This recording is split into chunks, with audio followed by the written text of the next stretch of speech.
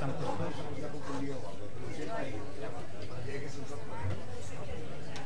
Me parece que es bastante. Luego viene para acá.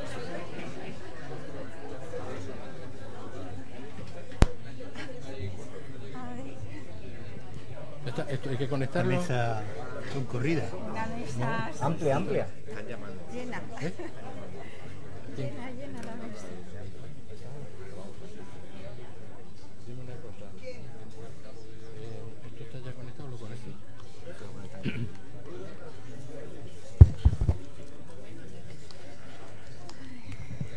Buenas tardes. Señora directora del Instituto de Estudios Ceutíes, queridos amigos, buenas tardes. Hoy vamos a intentar saber cómo nos ven desde fuera, cómo nos ven desde el exterior. Esa es la idea, ¿no? Y para ello, pues nos acompañan varios miembros del Instituto de Estudios Ceutíes, pero miembros correspondientes, que son los que desde fuera pueden opinar cómo nos ven desde sus distintas ciudades, ¿no?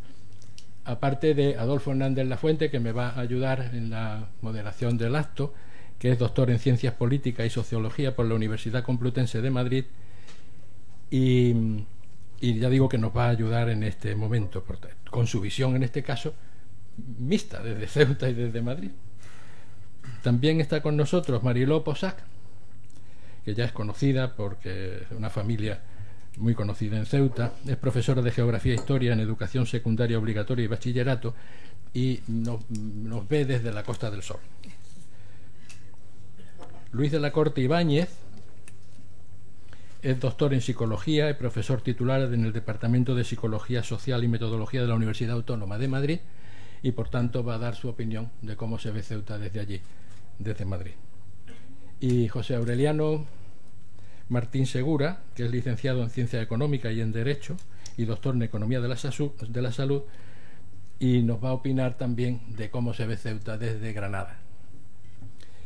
Bien, pues yo simplemente voy a hacer una introducción de las dudas o los temas que pueden plantearse en este caso, ¿no?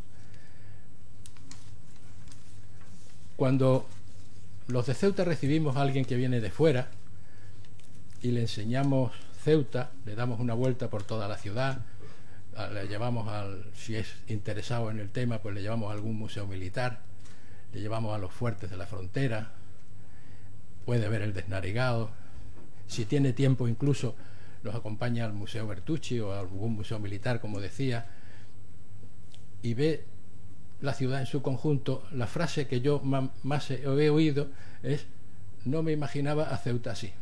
Eso es lo que me suelen decir todos los que no han estado antes aquí, ¿no? Y cuando yo les pregunto ¿y cómo te la imaginabas?, que es la pregunta con la que yo contesto, ahí empiezan a cambiarme de conversación y no me dan una respuesta clara, ¿no? Pues por lo tanto puede ser uno de los temas, ¿no? Ceuta vista desde el resto de España es otra, porque claro, hay distintas visiones.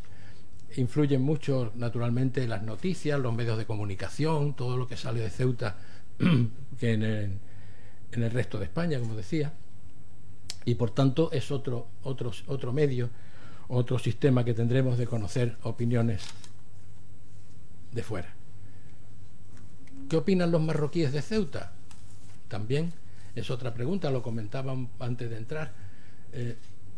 Nos interesaría saber qué opinan esos marroquíes que vienen aquí unas veces a comprar, otras veces a ver la ciudad, otras veces simplemente pasar una noche aquí en el hotel, y esas personas también nos interesaría saber qué opinan de Ceuta, ¿no?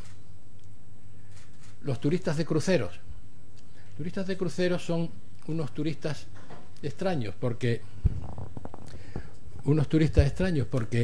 normalmente tienen todo pagado en el barco, tienen su restaurante, tienen sus diversiones, duermen en el propio barco. Por tanto, lo que hacen en Ceuta es dar una vuelta por la ciudad y llevarse una impresión de lo que es Ceuta, ¿no? Esa es otra cosa. No sé si sabremos aprovechar las miles de visitas que se producen de esos turistas cuando vienen a vernos, ¿no? Los portugueses y Ceuta. Ese es un colectivo importantísimo porque Ceuta es especialmente querida y respetada en Portugal, ¿no? Y sin embargo aquí, salvo las murallas, que ven algunos vestigios portugueses y eso, en cambio hay personajes como el Infante Santo, que algún día tendremos que referirnos a él, que lo único que hay visible es una escultura en el Hotel La Muralla en la entrada, ¿no? Que recomiendo que la veáis, porque el Infante Santo en definitiva dio su vida por Ceuta, ¿no? Y eso lo vienen buscando los portugueses cuando vienen aquí, pero no encuentran ningún vestigio del Infante Santo, ¿no? Ceuta y Melilla. A veces las personas que vienen a Ceuta juntan Ceuta y Melilla. No, mire usted que no, son cosas distintas y distantes, no están juntas, ¿no?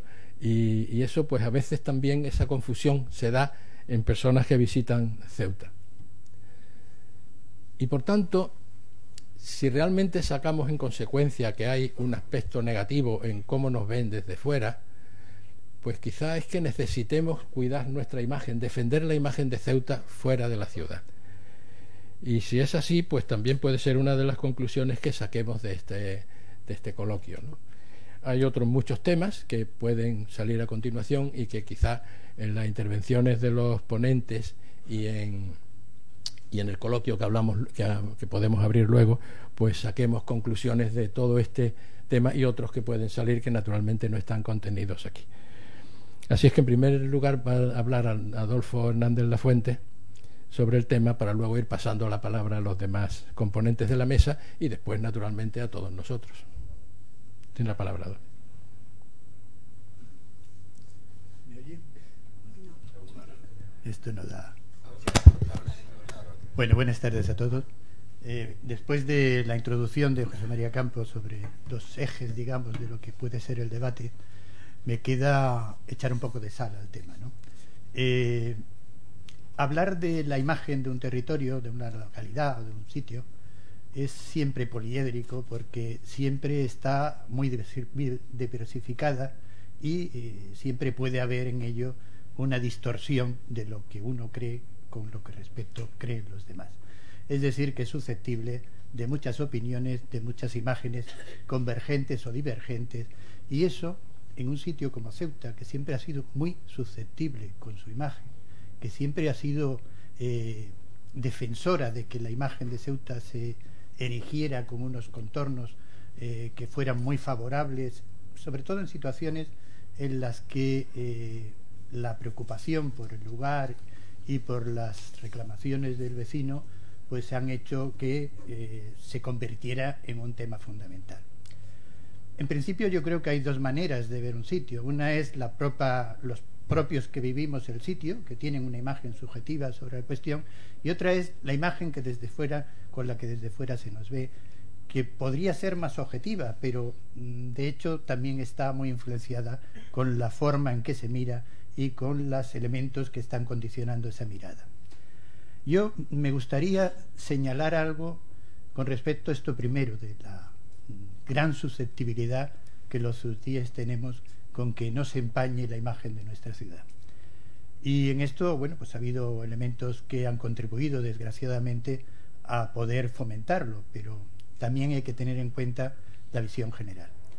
Es cierto que en la época de la transición, cuando termina la dictadura, la visión que hay en Ceuta es realmente una visión llena de miedo por la época previa en la que se había producido toda la historia del Sáhara y de Ifni, las cesiones de dejación a un pueblo sin más allí, y todo lo que se producía de opiniones en aquel momento que pudieran ser negativos para esa posición de Ceuta con su españolidad y con su integración, pues generaba verdaderas convulsiones. Nada más que hay que volver a las hemerotecas y ver cada vez que se producía un artículo, cada vez que se producía una opinión, aquí saltaba todo. Y sin embargo, si lo vemos con extensión y con amplitud, ese panorama, la situación era bastante favorable. Yo no he visto en la época de, salvo situaciones, el libro blanco de Fraga, artículos del País en un momento determinado, manifestaciones de algún embajador en Marruecos y demás, que siempre se pedía que se defendiera y que se saliera a posicionarse contra ella. Pero el clima general que había en aquel momento en España, no había ninguna situación que pudiera ser la que provocase ese temor. Era más bien como las condiciones históricas de la época de decadencia de la dictadura y la falta de legitimidad de nuestro Estado internacional, pues generaba, no solo para Ceuta y Melilla, sino para el resto del Estado, una gran dificultades internacionales. Pero si recordamos todo este periodo hasta la aprobación de la Constitución, pues realmente esos temores no estaban justificados en absoluto, porque es un tema que, si vemos todos los diarios de sesiones, nunca plantea ninguna contradicción, nunca hay, digamos, una posición que fuera contraria a la ciudad. Bien, eso llega a un momento en que, cuando se integra en el texto constitucional, la aprobación es unánime prácticamente, son minoritarias y testimoniales las oposiciones que en el momento se producen. Por lo tanto, no había esa preocupación que aquí suscitaba el que se viera mal a la ciudad, o que se viera su encaje dentro de nuestro sistema de una manera distinta como lo podíamos ver desde aquí. Después, yo creo que se han normalizado más las cosas también, el propio desconocimiento que había sobre la situación de estas dos ciudades, o la tergiversación por muchos de los elementos que de la ciudad se propagaban. Por ejemplo, el servicio militar obligatorio en la ciudad generaba una imagen que en cierta medida estaba distorsionada, porque venían aquí forzosos, la vida no era realmente agradable en los cuarteles, etcétera, etcétera. Encima no le iba a gustar la ciudad. Pero bueno, es verdad que había un cierto desconocimiento también sobre esa situación de las dos ciudades. Se ha normalizado. Yo recuerdo que había en las propias telediarios y demás, cuando se hablaba del tiempo, no aparecía Ceuta y Melilla.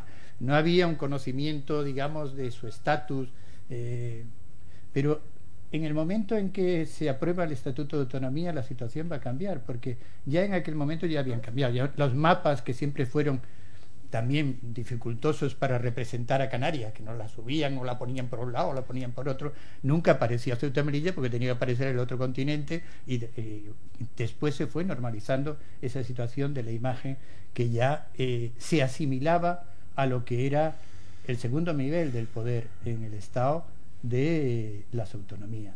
Entonces, la identificación de las 17 comunidades autónomas y las dos ciudades con estatuto de autonomía ha hecho que en ese segundo nivel se vaya contemplando la situación con unas expectativas, vuelvo a señalarla, mucho más normalizada, mucho más aceptable y positiva que la que aquí incluso se había tenido sobre esa imagen en el conjunto. Bien, la verdad es que el problema de la distorsión de la imagen de Ceuta llega por uno de los elementos que son clave, que es nuestra frontera. Somos una ciudad fronteriza, y la frontera es una de las fronteras que tienen más desnivel entre las dos partes, los dos territorios que confluyen, y eso genera pues todos los movimientos y todas las situaciones que pueden ser de una peor presión, de una situación que, por otro lado, es la frontera también, no ya ideológica, sino la frontera religiosa entre el Islam y Occidente, ¿no? Con todo eso, es verdad que es inevitable que la imagen de Ceuta venga también ampliada con esas imágenes que va produciendo la frontera.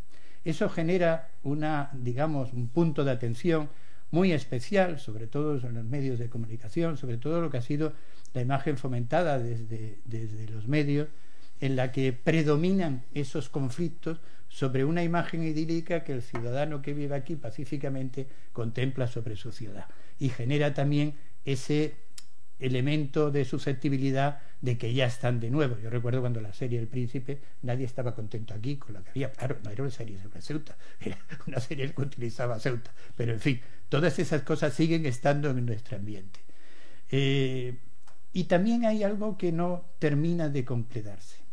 Ayer creo que lo dijo el ponente de portugués, que no teníamos nuestra imagen. José Antonio, que está trabajando en ese tema desde hace tiempo, es verdad que nuestra imagen no termina de consolidarse porque no tenemos una identidad que hayamos asumido entre todos. Y sin embargo hay elementos muy sustantivos de su peculiar situación y de su peculiar estatus social que harían que la entidad de Ceuta y la imagen de Ceuta fuera una imagen pues bastante moldeada. Seguiría siendo poliédrica indudablemente porque es muy compleja, pero sin embargo tendría una promoción que podría llegar a un punto de encuentro entre lo que es la susceptibilidad caballa y lo que es la imagen que pueda distorsionarse en el resto del Estado. Yo he traído una imagen, entre las muchas que hay, que es una imagen que refleja, es un mapa del Atlas de frontera, está en un trabajo que se hizo en Francia, incentivado y publicado después por Le Monde Diplomatique. Hay muchas como esta es muy actual porque vemos que está ahí los efectos del Brexit ya anunciado, y ¿qué destaca en esa imagen? Es una imagen en donde de pronto vemos que hay dos lugares en África que son Europa, porque estamos hablando de las fronteras europeas, que parecen la frontera de otro continente, un continente todavía sin definir, porque no sabemos hasta dónde llega. Sabemos hasta dónde llega la placa, pero no sabemos cuál sería el límite geográfico con un continente que llamamos ya Euroasia, ¿no? Esa es una identidad. Es decir, saber que somos dos ciudades europeas en África, y en este caso Ceuta es una ciudad europea en África, ya da una imagen muy sugerente, muy especial, y que de ahí pues pueden salir todos los contenidos que significan esa confluencia que se va a producir acá, y por otro lado esa identidad europea que, como todo en esta vida, es susceptible de evolucionar. Pero bueno, creo que entre las dos ideas, la de que no era tan malo la imagen que teníamos, sino todo lo contrario, y que las imágenes que hoy podemos nosotros destacar sobre nuestra identidad son realmente interesantes, sugestivas, pues creo que hay suficiente para seguir andando.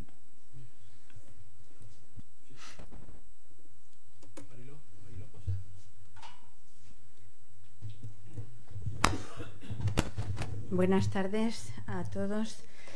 Yo voy a ser breve porque creo que esto es una mesa redonda donde todo el mundo tiene que participar.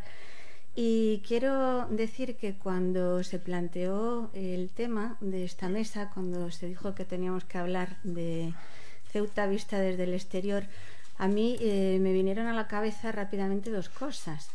Primero, que me iba a resultar difícil hablar del tema porque para hablar de manera objetiva, pues no hay que estar ligado con Ceuta, que es lo que nos pasa aquí a todos. O sea, que yo el tema lo tengo que enfocar subjetivamente, porque yo he transcurrido, o sea, mi niñez ha transcurrido en Ceuta, he vivido durante 10 años en Ceuta, que he trabajado aquí, sigo ligada a Ceuta. Y bueno, pues quiero muchísimo a esta ciudad y por lo tanto pues hablar desde un punto de vista objetivo me resulta muy difícil, porque creo que todos estamos aquí porque sentimos algo por Ceuta.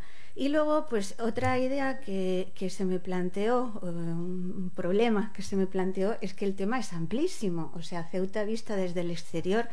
Pues claro, yo lo primero que hice fue, con mi esquema mental de trabajo, dije, Ceuta vista desde el exterior, ¿desde qué punto de vista?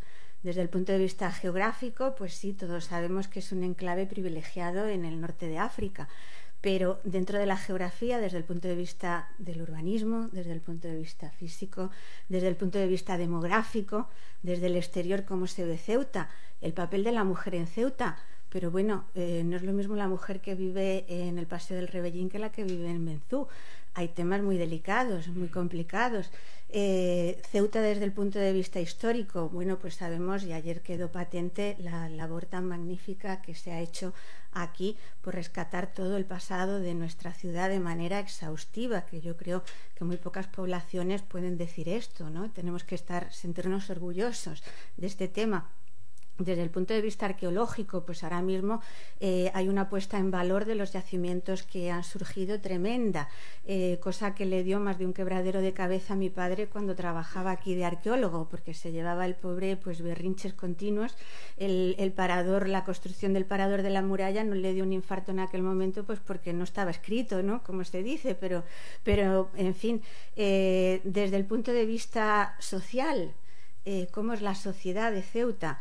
Desde luego yo he preguntado a gente de fuera para que me diera su opinión, porque creo que es de lo que se trata, ¿no? De traer visiones. Yo vengo desde la Costa del Sol, pues cómo ve la gente a Ceuta desde la Costa del Sol. En primer lugar, bueno, tengo que decir que si hablamos desde el punto de vista de los alumnos, pues bueno, algunos no saben ni situarla en el mapa, pero no porque sea Ceuta, porque a lo mejor a Guadalajara tampoco la sitúa. O sea que bueno, hay tantos aspectos. Lo que sí está claro es que Ceuta es un enclave, es una población en donde conviven de manera pacífica una serie de culturas muy distintas, muy diversas y con religiones muy diferentes. Algo que se ha conseguido que es realmente muy difícil. Pero ¿hay integración entre estas culturas? ¿Hay integración dentro de la ciudad? Son temas delicados, ya digo, ya son temas complicados. Mi padre tenía un punto de vista muy peculiar y muy específico que yo no compartía en muchas ocasiones, pero bueno, voy dejando en el aire una serie de interrogantes, ¿no? Ceuta, pues ¿cómo la vemos desde el punto de vista económico? ¿Cuál es la economía? ¿A qué se dedica la población? ¿Cuál es el sector predominante? ¿Qué tipo de población trabaja en cada uno de los sectores? ¿Qué tipo de grupo cultural, de grupo religioso trabaja en cada uno de estos sectores? Son tantos y tantas las cuestiones que nos llevarían a hacer casi un congreso, o sea, sobre este tema. Pero al fin y al cabo yo creo, y hablando un poco, completando un poco lo que tú has comentado de la evolución, yo creo que el despegue de Ceuta se produce porque realmente Ceuta es una ciudad que ha evolucionado muchísimo, ¿no? Yo lo noto cada vez que vengo desde el punto de vista urbanístico y en todo es magnífico cómo evoluciona. Yo creo que el punto de despegue se produce cuando incomprensiblemente Ceuta, que tenía que haber formado parte de la comunidad andaluza por tradición, porque todos recordamos que Ceuta dependía de Cádiz y Málaga y Melilla de Málaga, pues cuando Ceuta incomprensiblemente, bueno, hay explicaciones, ¿no? Pero no vamos a entrar en detalle, en vez de pasar a formar parte de Andalucía, se configura como una ciudad autónoma y pasa a depender de Madrid. Cosa que si en un primer momento chocó, a la larga no tenemos más remedio que reconocer que gracias a eso Ceuta ha experimentado un despegue tremendo en todos los aspectos y envidiable además, porque la misma biblioteca en donde estamos nosotros yo creo que en ningún sitio de España la hay. O sea que ahí hay un punto de inflexión que creo que es muy importante y muy significativo. Y luego, pues la gente cuando le dice Ceuta, pues sí, los medios de comunicación tienen mucho que ver en esto. La entrada en la verja, las migraciones, en fin, hay una serie de temas ahí que yo, desde luego, mi opinión para concluir es que el futuro de Ceuta está en nuestras manos y en el sobre todo en el de las generaciones que vienen a continuación nuestra. Y que el futuro de Ceuta será clave cuando consigamos que esta frontera que tenemos sea subjetiva. Gracias.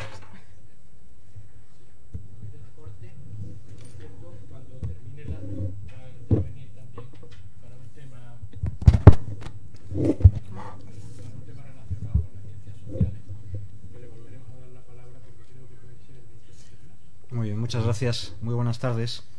Bueno, en primer lugar, gracias al Instituto de Estudios Ceutíes por haberme invitado a participar en acudir a la Junta y a participar en esta mesa. Yo, respecto al asunto de la mesa, cómo se ve Ceuta desde fuera. Bueno, José María dice que hablaría desde Madrid. Bueno, yo, en general, desde la península, creo que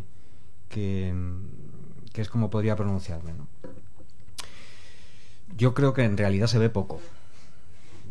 En primer lugar, se ve poco y se ven algunas esquinas. Yo creo que la percepción sobre Ceuta y la valoración que se hace de Ceuta por parte de la población peninsular en general, incluso por parte de la clase política, de los responsables de la gestión del país, está muy mediatizada, y no creo que vaya a descubrir nada que ustedes no sepan. Está muy mediatizada por dos factores fundamentales. Uno es la distancia. José María decía antes que siempre que acompaña a una persona que ha llegado a Ceuta y se la muestra, la respuesta inmediata es que ven algo que no pensaban ver, ¿no? Yo creo que todos los que hemos traído a gente a Ceuta hemos recibido esa respuesta, ¿no? Y generalmente creo que todos los que se van de Ceuta después de haber venido con una idea equivocada, limitada de lo que Ceuta es, se van con una imagen más amplia y más positiva en términos generales, ¿no? Eso se da en primer lugar por la distancia. La distancia no solo física, ¿no?, sino la relativa dificultad, lo que cuesta venir hasta acá de la península, a no ser que vivas al lado, y eso complica a veces mantiene el desconocimiento sobre la ciudad. Y obviamente el segundo factor, que ya se ha mencionado aquí, es lo que transmiten los medios de comunicación. Los medios de comunicación a nivel nacional, pero incluso los medios de comunicación locales, a veces, que hoy ya no es como antes. Gracias a Internet, pues la gente puede ver incluso la prensa de Ceuta, igual que puede ver la de Melilla, cuando antes la prensa solo se leía en papel. Eso era imposible, ¿no? El modo en que se ve Ceuta y Melilla desde los medios de comunicación, bueno, pues no se ve de manera distinta, o los medios, dicho de otra manera, los medios de comunicación no reflejan Ceuta y Melilla de manera distinta como reflejan otros muchos temas, otras muchas ciudades. Todo el mundo sabe que las buenas noticias no son buenas noticias para los medios de comunicación, y en general cuando nosotros nos asomamos a la prensa, pues también buscamos malas noticias, nos lo reconozcamos o no. Y eso, en el caso de Ceuta, pues da oportunidad a ello. En mi experiencia particular, yo que como investigador trabajo sobre todo en temas relacionados con la seguridad, lo que yo encuentro es que las únicas percepciones que la gente tiene más o menos asentadas sobre Ceuta tienen que ver con problemas relacionados con la frontera, ya se ha dicho aquí, pero no con todos los problemas de la frontera, ni siquiera con los más importantes probablemente para Ceuta, y esto se podría decir también de Melilla. Esto es una cuestión de la que hablaré luego, sino los episodios críticos, bueno, pues que abren un telediario. Esto es normal. Si yo le pregunto a mis alumnos, como hago todos los años al principio, ¿por dónde creen ustedes que vienen la mayoría de los inmigrantes irregulares? ¿Por qué medio? ¿A través de qué medio de transporte? Todos te dicen, vienen en pateras, lo cual no es cierto. Bueno, los psicólogos sabemos bien que eso es un fenómeno muy frecuente. Es una cuestión de disponibilidad. Están mentalmente disponibles siempre las imágenes trágicas que de vez en cuando abren un telediario hablando de inmigración. La inmigración no se habla en términos generales, ni se proyecta información a través de los medios de comunicación sobre esos aspectos que son menos trágicos o que son más cotidianos, etcétera, sino sobre los elementos críticos, ¿no? Eso marca mucho la imagen de Ceuta, al menos en la experiencia que yo tengo cuando hablo sobre Ceuta con gente de la península. Insisto que no ha venido a Ceuta. Y los problemas y otros problemas de seguridad. En el año 2000, los años 2014 y 2015, Ceuta junto con Melilla fueron las dos ciudades españolas donde se produjeron más detenciones de individuos sospechosos de tener vínculos con grupos terroristas en España, ¿no? Eso motivó una larga lista de titulares en la prensa local, en la prensa nacional, en la prensa europea y en la prensa mundial, incluso en Norteamérica, etcétera, absolutamente alarmistas sobre la situación, dibujando Ceuta y Melilla, y ya lo del Príncipe, la serie terminó de poner la puntilla a eso, como una especie de polvorín a punto de estallar.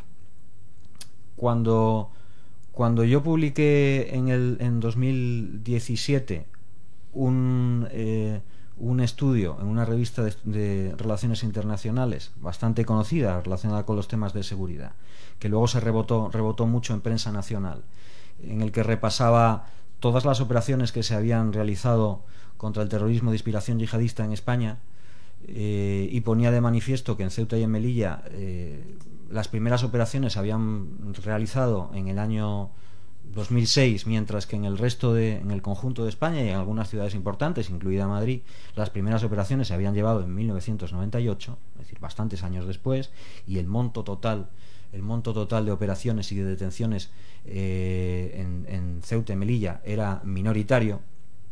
Recordé en ese artículo que, aunque en Ceuta no había habido, por ejemplo, ningún atentado, no se había producido ningún atentado terrorista, como sí se había producido en Madrid en el año 2004, de hecho el atentado terrorista más grave, más letal, 193 muertos, que se había producido en Europa. Ningún periódico nacional abrió ningún día sus páginas con un titular de Madrid, cuna de yihadistas. Pero sí se dijo eso de Ceuta y de Melilla en esos años, a consecuencia de esa acumulación de operaciones, que luego se han producido algunas más, y es evidente que hay un problema en ese sentido, pero generando una imagen que se proyectó, eso se rebotó hacia la prensa internacional. Y, tuve que hablar con varios periodistas norteamericanos, británicos, alemanes, etcétera, que me preguntaban sobre la cuestión y tenían una imagen completamente distorsionada a raíz de ese tipo de exageraciones iniciales, ¿no? Eso condiciona enormemente la imagen que ese tipo de procesos, ese tipo de dinámicas que los medios de comunicación,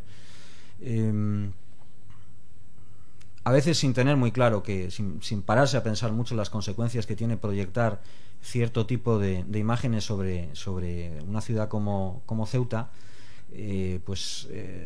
genera unos estereotipos que luego son difíciles de romper, a menos que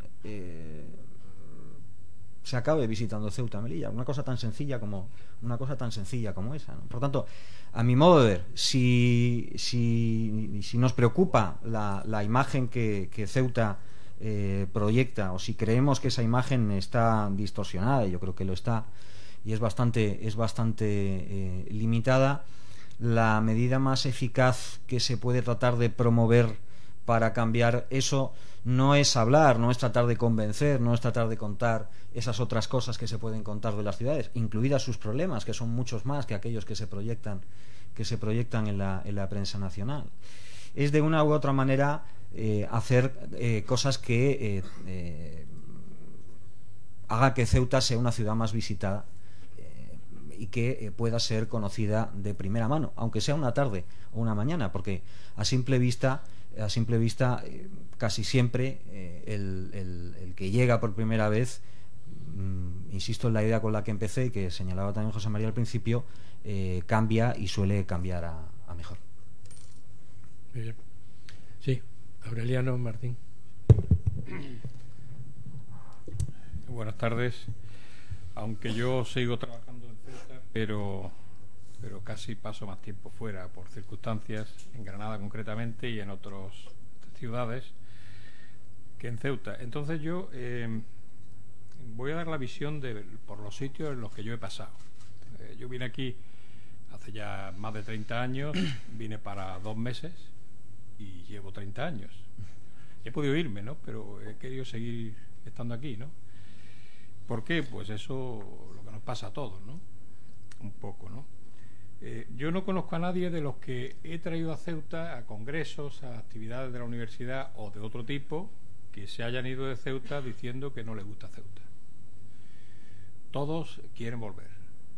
Pero a lo largo de mi vida profesional he pasado por distintos sitios, por ejemplo, funcionario del Estado, y la visión que tenían en Madrid de Ceuta era, pues yo he llegado a escuchar, bueno, pues ya que vamos a Ceuta nos acercamos a Melilla.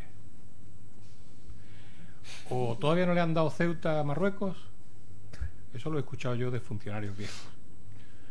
Y he escuchado también a directores generales que cuando han visto la nómina de interventores aquí decían, pero bueno, si ganan más que yo. Digo, ya, pero es que tú no has pasado un levante en el barco. Bien, eso en mi etapa de funcionario. En mi etapa en la Universidad de Granada, pues si cualquiera que entre en la página central de la Universidad de Granada o escucha a la rectora o al antiguo rector, el anterior, cuando vienen aquí, pues verá que son todos halagos para Ceuta. Es decir, Ceuta, la Universidad de Granada es la única universidad... No me cortéis. Esto es muy bueno. Sí, sí. Sí, nadie...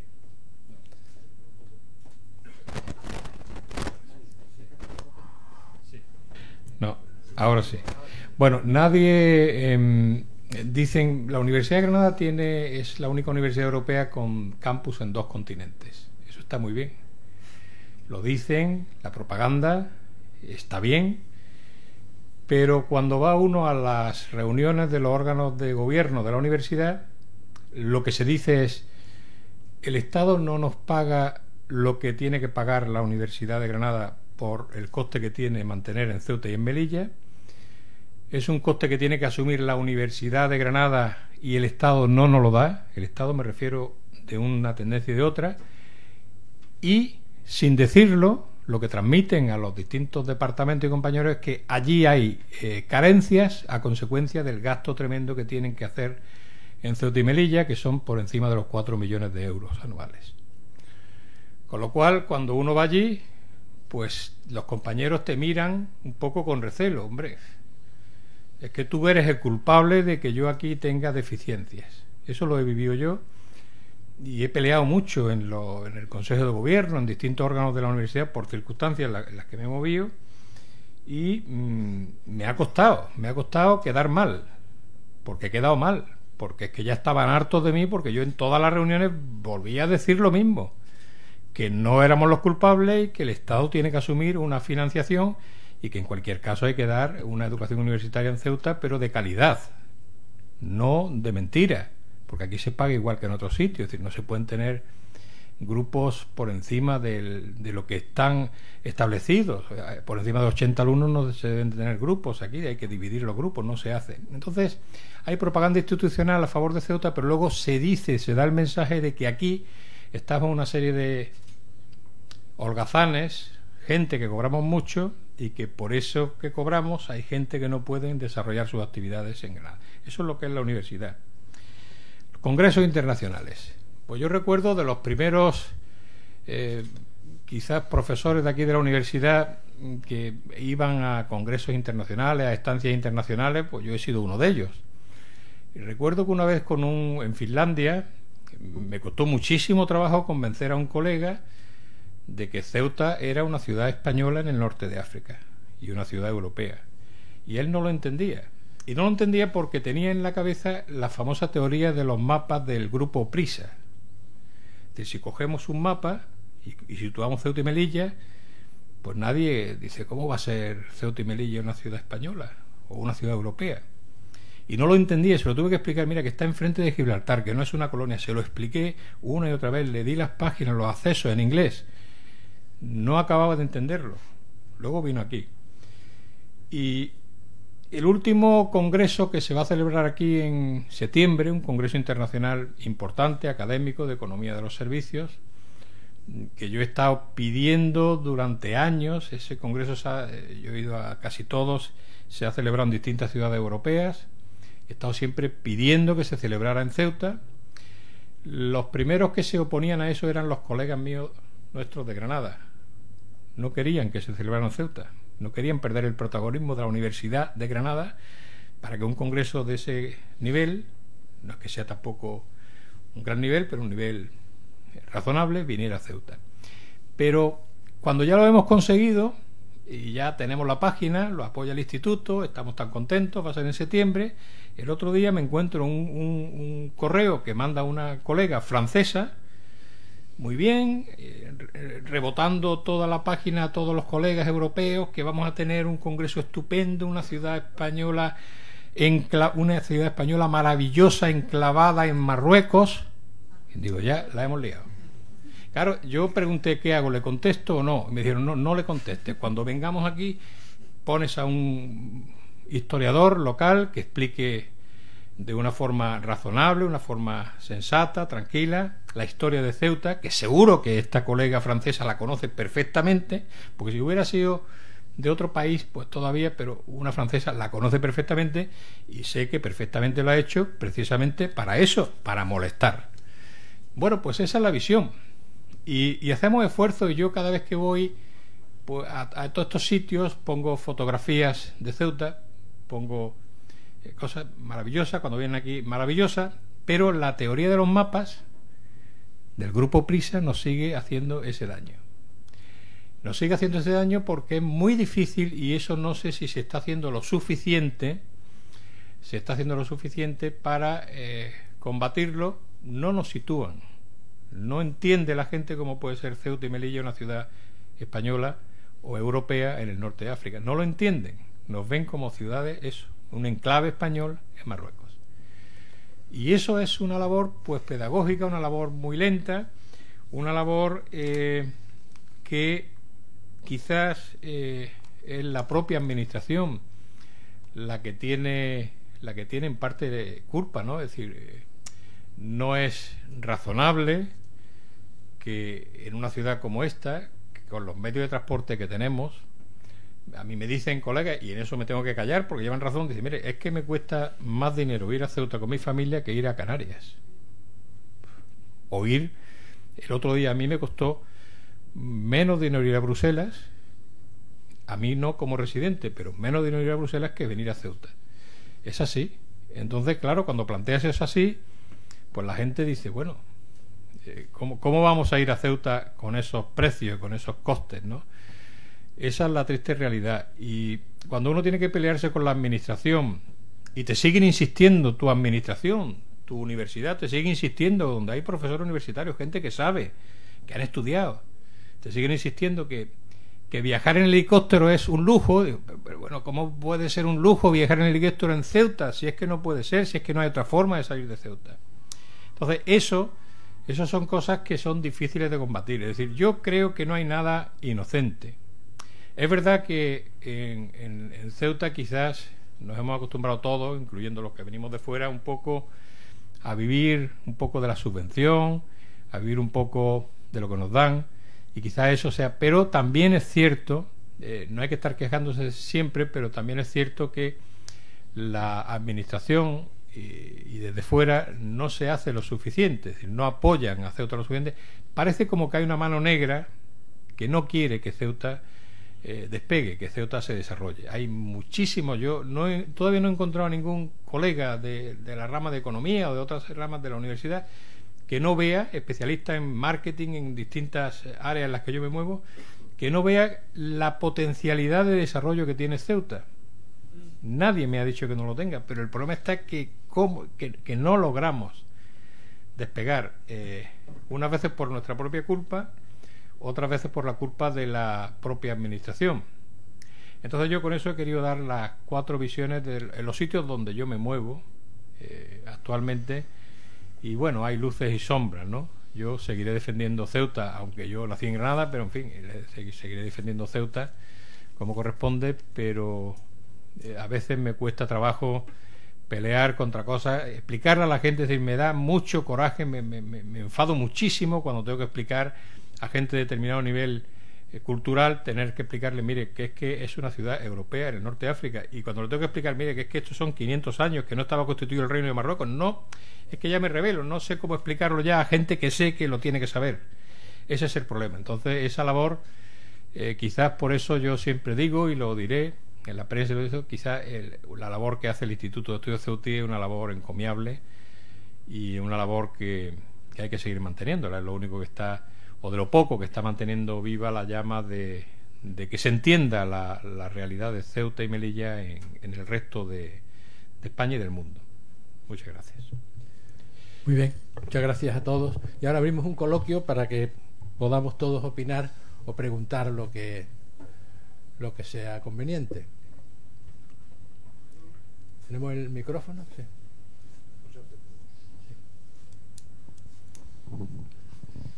Yo me llamo Felipe Temudo Barate, vengo de Portugal.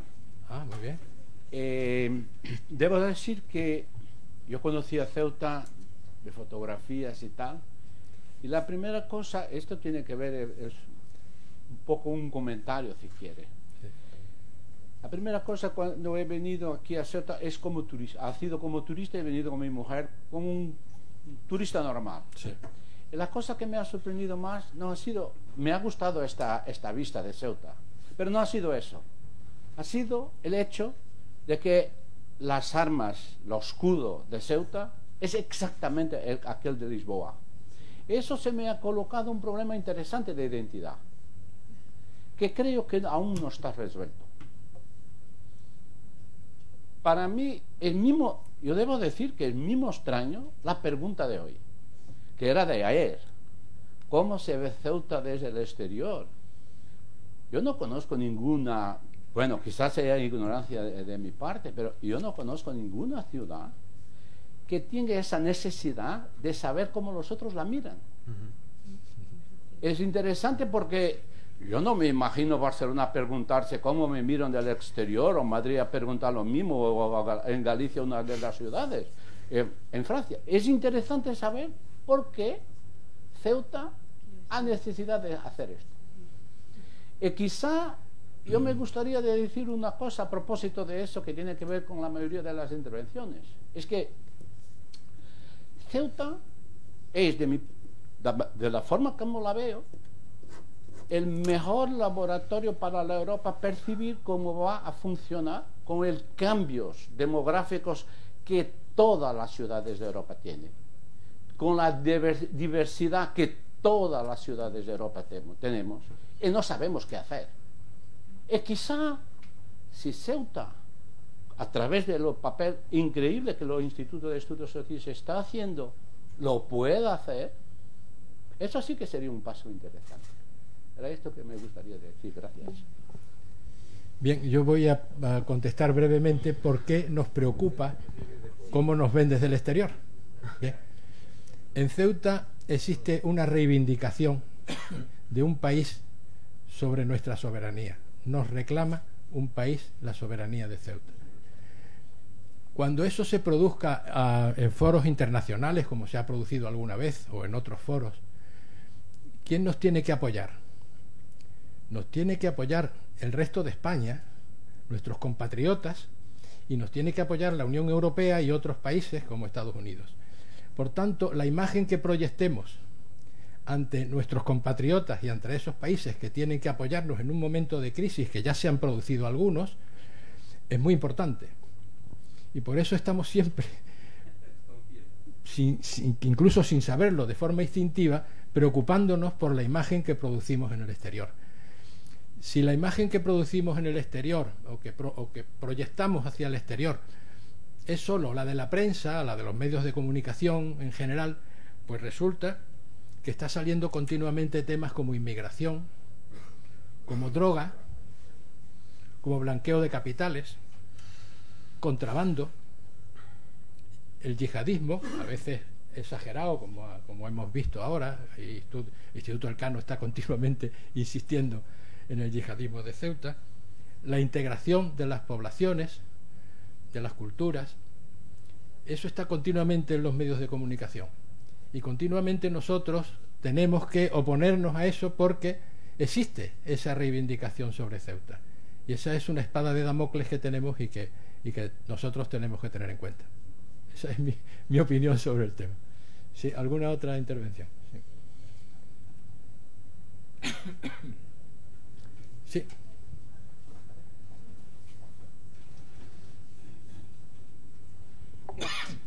Bueno, yo me he encontrado desde el punto de vista empresarial con una perplejidad por parte de los empresarios a los que les cuento las ventajas fiscales de Ceuta, que no se explican cómo no hayan venido muchas empresas a invertir en Ceuta con esas ventajas fiscales. Y no entienden, esta tarde he estado con uno precisamente, y el martes estuve con otro, y esta mañana he estado hablando por teléfono con otro también, y entonces no entienden cómo las ventajas fiscales de Ceuta, que son muy importantes, sobre todo en estos momentos, cómo no se conocen en el resto de España.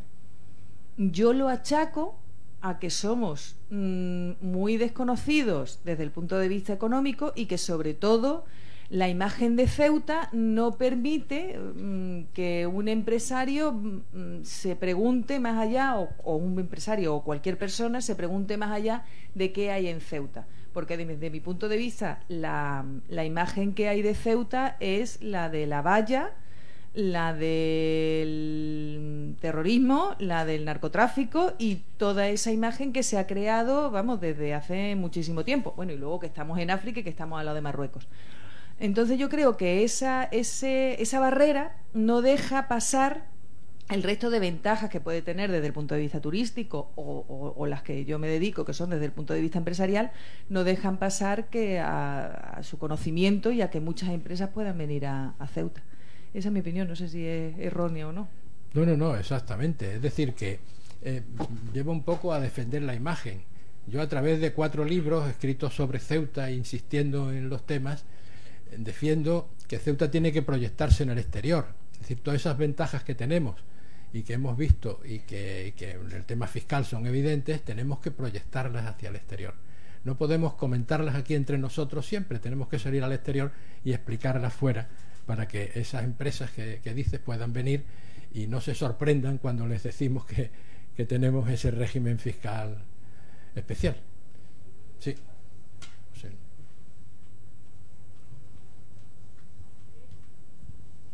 Sí, buenas tardes. Bueno, vamos a ver. Voy a intentar ser breve, pero yo haría otra pregunta. ¿Realmente las personas que estamos aquí, a las que creo conocer casi el 99%, son las que vienen a ver y a interesarse por la imagen que damos fuera? ¿Dónde están el resto? Tenemos una población que rondará los 75.000 habitantes, ¿no? Sí. Y otra cosa, aquí hay un problema de educación tremendo, pero no aquí, en toda España. Ayer, sin ir más lejos, se le preguntaba a la gente en Madrid quién era Adolfo Suárez y decían que era un monarca que había reinado. Y es cierto, hay que consultar. Entonces, hoy en día la inteligencia artificial lleva a la gente a consultar entre líneas y a llevar unas ideas equivocadas. Y la losa que llevamos encima prácticamente no la merecemos porque no hacemos nada por luchar y lavar la imagen que damos tan nefasta. Entonces, hay mucha gente, y me consta porque los leo, que dan soluciones para que esto sea una tierra no solo agradable, sino fértil. Y ahí lo dejo. Muy bien. ¿Alguna pregunta más? Bien, entonces vamos a darle la palabra a Luis de la Corte para que no haga esa comunicación que tiene pendiente y que está conectada de alguna forma con el tema que nos ocupa hoy. No. ¿Sí? ¿No?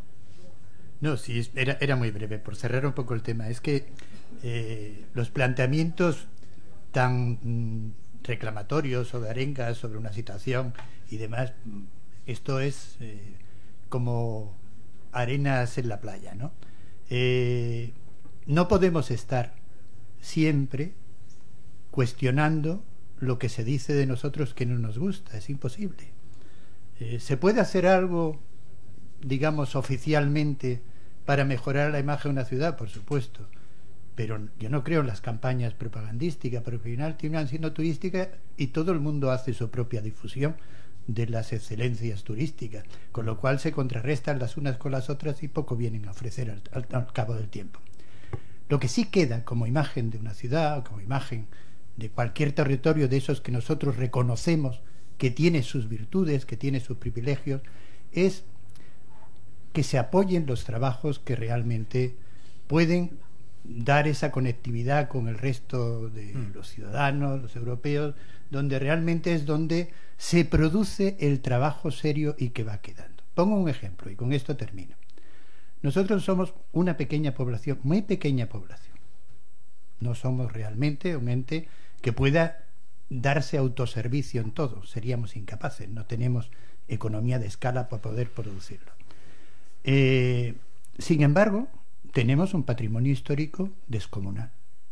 Es sorprendente lo que en esta ciudad hay de patrimonio histórico, tan desmesurado para nuestra propia tamaño y nuestra propia capacidad, que necesitamos de la cooperación, igual que necesitamos, la ciudad tendrá necesidad siempre de la cooperación del resto del Estado.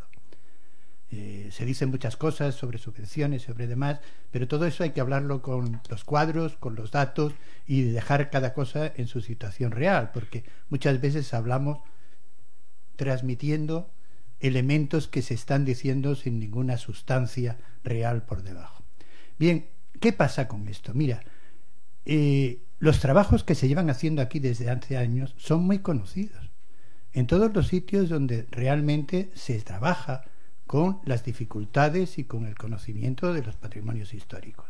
Y eso ha sido el esfuerzo de las personas, de los profesionales que en esta ciudad se han dedicado esencialmente desde hace mucho tiempo. Aquí está Manolo, su hermano empezó siendo un buen delegado cultural, que fue el que inició toda la reforma de lo que son las murallas reales y demás.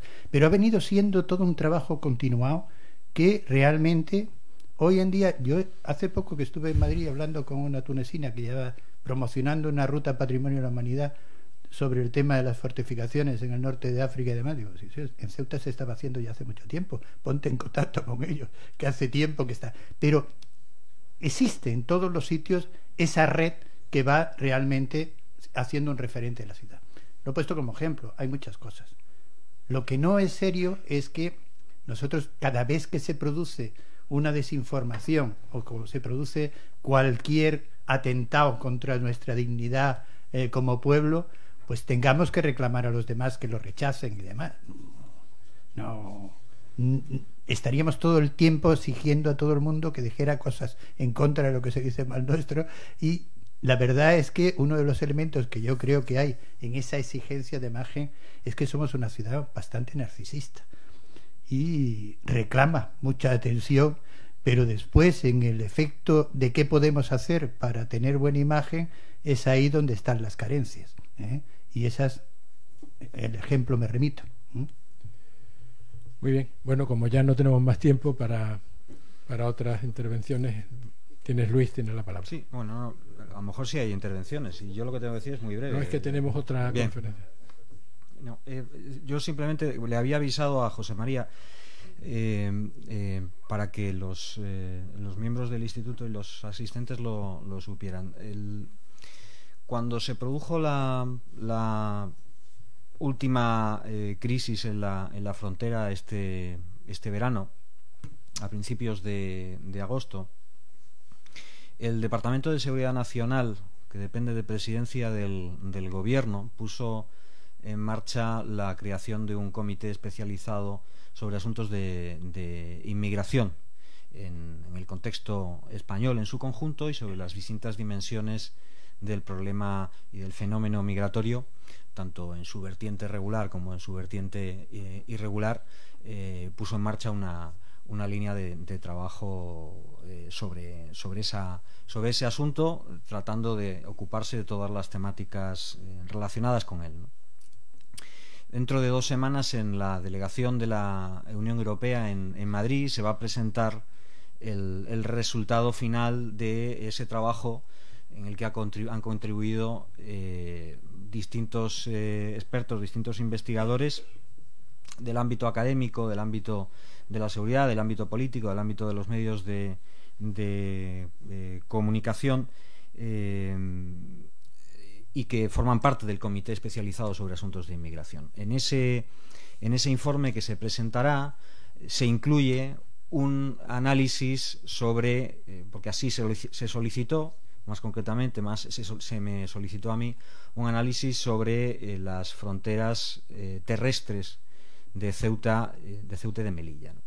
En el trabajo que desarrollé para realizar ese análisis, lo que pude comprobar, lo cual lleva de nuevo al tema que estábamos tratando en la mesa, es que la visión que incluso las autoridades tienen respecto a cómo afecta primero a Ceuta y luego por extensión al conjunto de España la realidad, las problemáticas de la frontera con Marruecos, es una visión bastante estrecha, muy centrada, como dije antes, en esos episodios críticos, pero no, desde luego, en los problemas cotidianos de la frontera que afectan a la economía y a la realidad social de la ciudad y que luego acaban proyectándose también en el conjunto de la península, ¿no? Entonces, ese informe yo no puedo contar mucho porque todavía es materia confidencial hasta que se presente dentro de 2 semanas, pero estará a disposición del instituto, porque en cuanto se publique el informe va a ser público y se distribuirá probablemente en la propia, esto no me lo han confirmado todavía, pero en la propia página del Departamento de Seguridad Nacional se podrá acceder al informe completo, incluido el análisis sobre las fronteras terrestres de Ceuta y de Melilla. Muy bien, pues muchas gracias a todos por su asistencia y pasamos ahora a otro acto dentro del 50 aniversario del Instituto de Estudios Ceutíes. Muchas gracias a todos.